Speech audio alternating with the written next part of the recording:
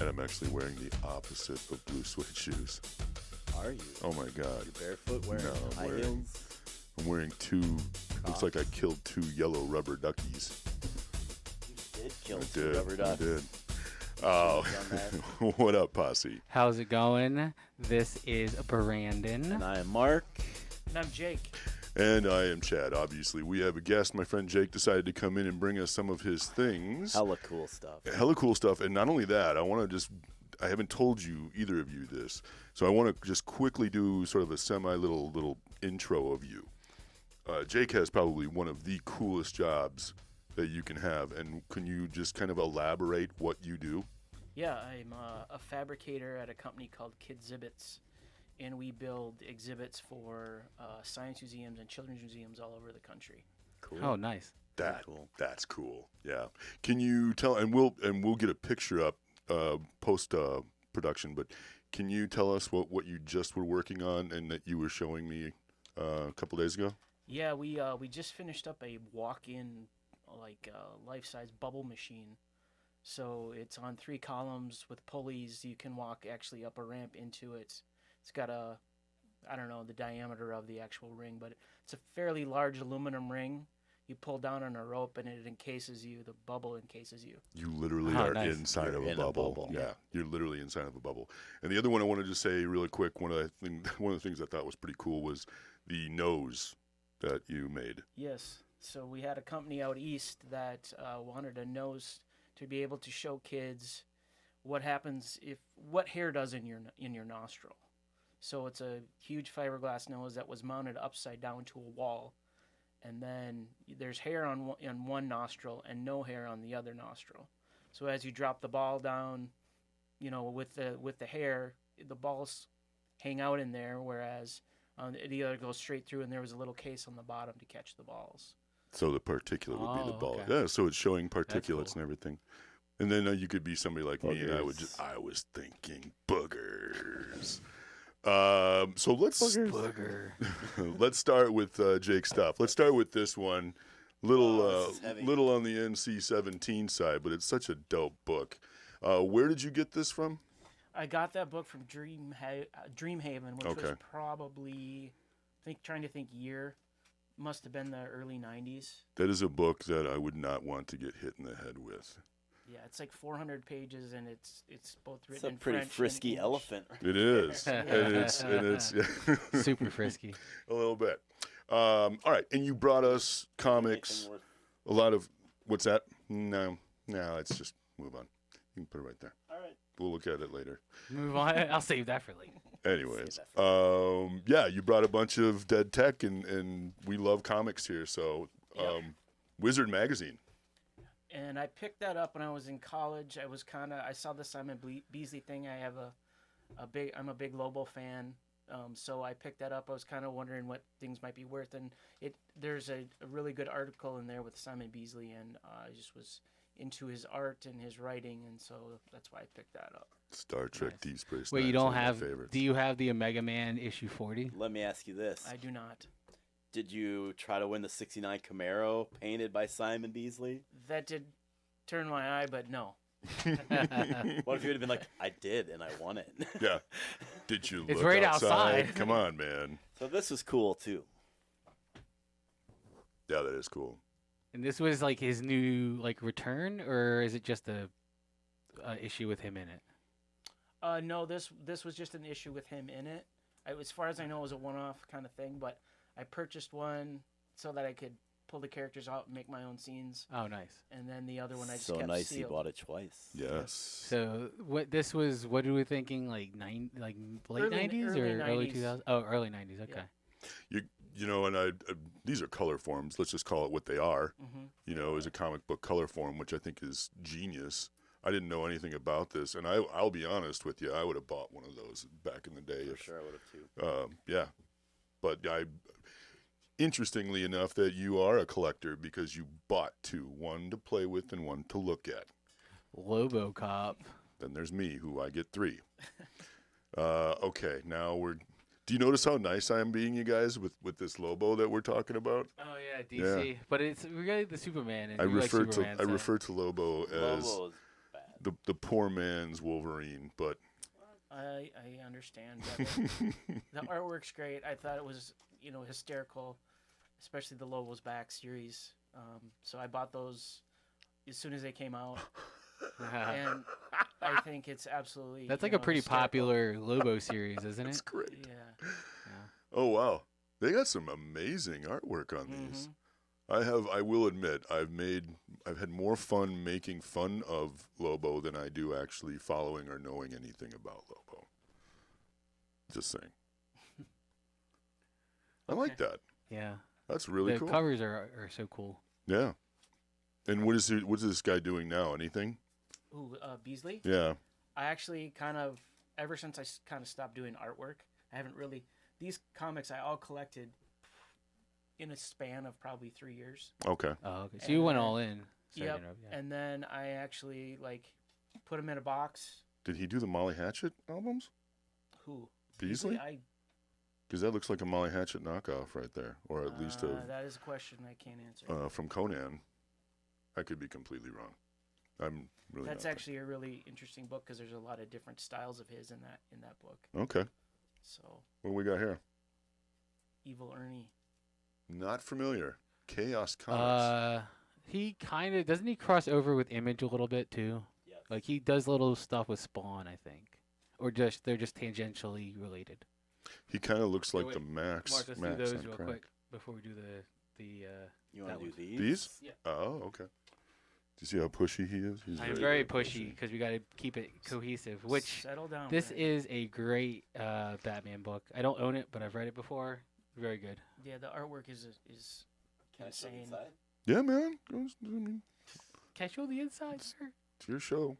The way they portray the Joker and the paintings of Joker are really really sweet. What year was this? Early 90s, I would Yeah, I say love probably that. 94. Got that? I was in art school from 92 to 94. So Really? it would have all been in those. Yeah, when I went to art school, I learned on the first version of Adobe Photoshop. Oh wow. So, Jeez.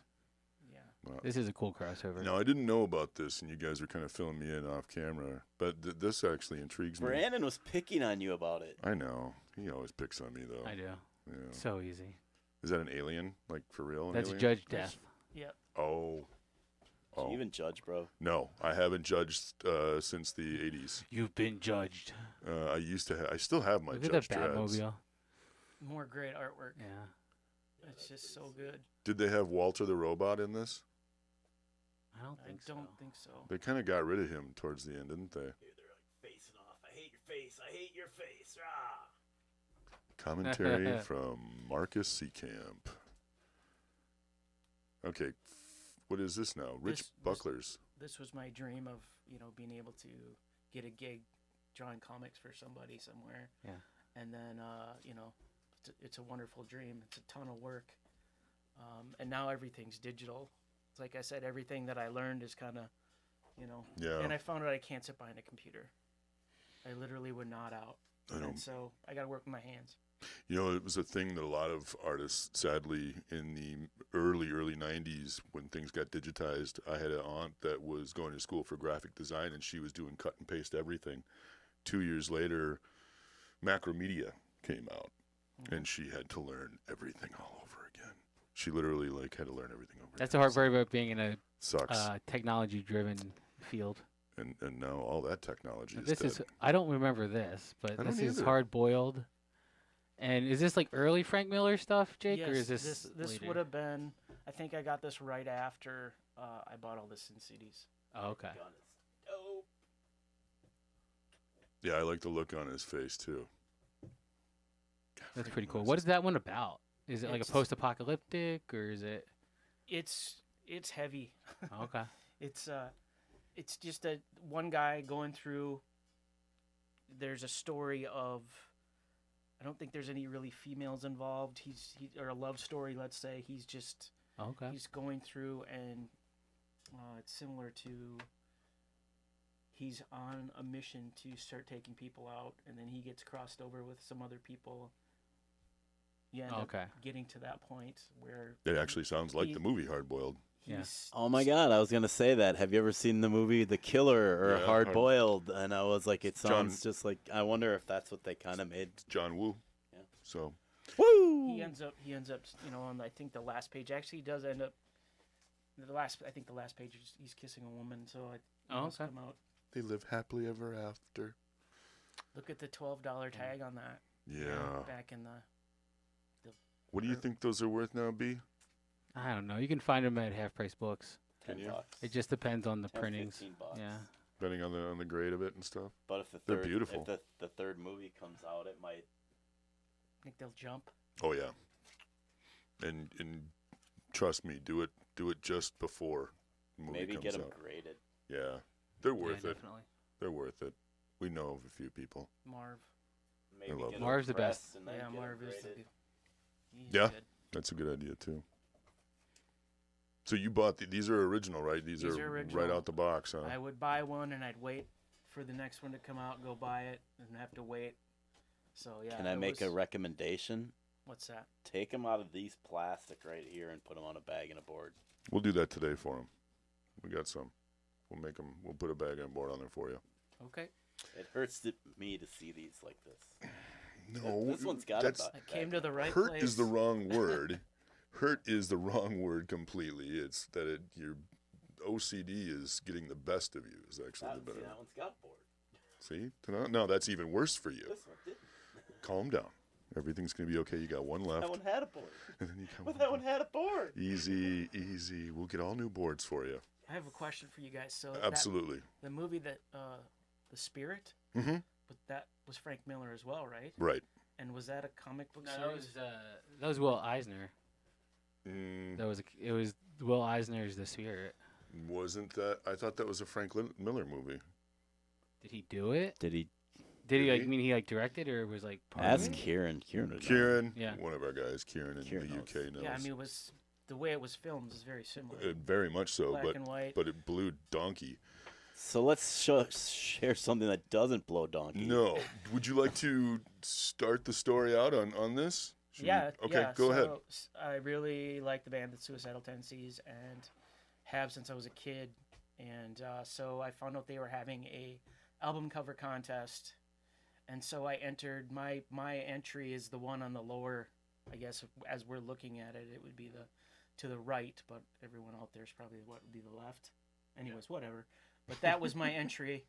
And then the actual album came out. I got a letter from Epic Records telling me that I didn't win, but they gave me a limited production purple heart vinyl, and I believe that's the cover Of the of the album that won the contest. And you know what's slick though is you've got something. Not only did they send you the letter, but you kept it, and that's some of his artwork from when he was in school, I believe, right? Correct. Okay. That you actually got a letter from them and not just an email these days. Right. You know what I mean? Right. So that's really cool. Yeah. We're going to do another one. Want to stick around for one? Sure. All right. Real quick, Brandon, where can we be found on the interweb? Oh, we can be found on the interwebs, the Toy Posse on YouTube, at the Real Toy Posse _ and at MN Toy Posse on Instagram, at Toy Posse on Twitter, and MN Toy Posse and the Toy Posse on Facebook. Mark, real quick, when's the next swap?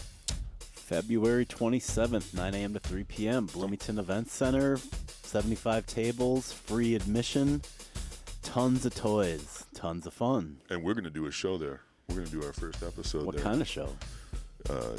Drag show. Oh, All right, see you guys. Cool. Not the first time. Stormtrooper drag show. Hell yeah.